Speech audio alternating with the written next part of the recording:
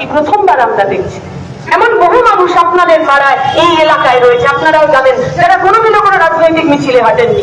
CPM, Trinamool, BJP, Congress কোনো meeting মিছিলে দেখেননি আপনারা তাদের। তারাই বা রাস্তায় নেমেছেন 14 তারিখ। শুধু রাস্তায় নামাননি, সংগঠন হয়েছেন, অর্গানাইজার হয়েছে, মাইকে দাঁড়িয়ে বক্তৃতা দিয়েছেন, ভাষণ দিয়েছেন। যে প্রজন্মটাকে আমরা বলতাম যে জেনজি প্রজন্ম, টিকটক প্রজন্ম, এরা সারাদিন ওই গেম খেলে, এরা সারাদিন টিকটক করে, এরা সারাদিন টিভি দেখে, ফোন দেখে, এদের কোনো সচেতনতা নেই, সামাজিক সচেতনতা নেই।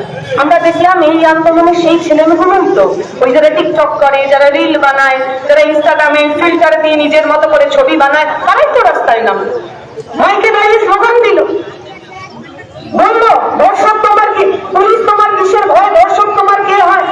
প্রশ্ন করছি, তারা স্লোগান দিচ্ছে, দাবি এক, দফা এক, মুখ্যমন্ত্রীর পদত্যাগ, সেই ছেলেমেয়েগুলোই তো। তার মানে আমাদের প্রত্যেকের মধ্যে কোথাও না ওই ধিকি ধিকি আগুন জ্বলছিল, লড়াইয়ের, আন্দোলনের, প্রতিরোধের, প্রতিবাদে। তিলোত্তমার মৃত্যু, তিলোত্তমার খুন, তিলোত্তমার ধর্ষণ, ওই গরিব সাধারণ খেটে খাওয়া পরিবারের মনের মধ্যে যে ধিকি ধিকি আগুন, তাকে দাবানলে পরিণত করেছে, দাবানের মতো ছড়িয়ে পড়েছে সারা পশ্চিমবঙ্গ জুড়ে আগুন। তিলোত্তমার বাবার কথা, তিলোত্তমার মায়ের কথা, তিলোত্তমার মা বাবার কথা শুনে তিলোত্তমাকে ভুলতে দিইনি, আমরা রাস্তায় নেমেছি, স্লোগান দিয়েছি আমরা, উই ওয়ান্ট জাস্টিস। অনেকে প্রশ্ন করেছে, তৃণমূলীরা বলছে যে আমরাও তো ন্যায় চাই, আমরাও তো জাস্টিস চাই, ইউ ওয়ান্ট জাস্টিস। আমরা বলছি আমরা শুধুই উই ওয়ান্ট জাস্টিসে থেমে থাকছি না।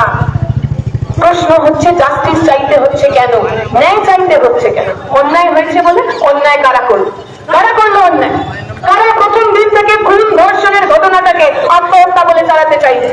কারা তড়িঘড়ি করে ওই মেয়েটার শরীরটাকে দ্বিতীয়বার পোস্টমর্টেম না করে জ্বালিয়ে দেওয়ার চেষ্টা করলো?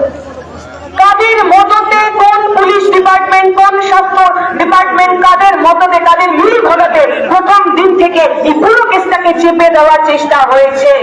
কারা কারা মাথার উপর বসে রয়েছেন? কারা অপরাধীদের মাথায় ছাতা ফেলেছে? পশ্চিমবঙ্গের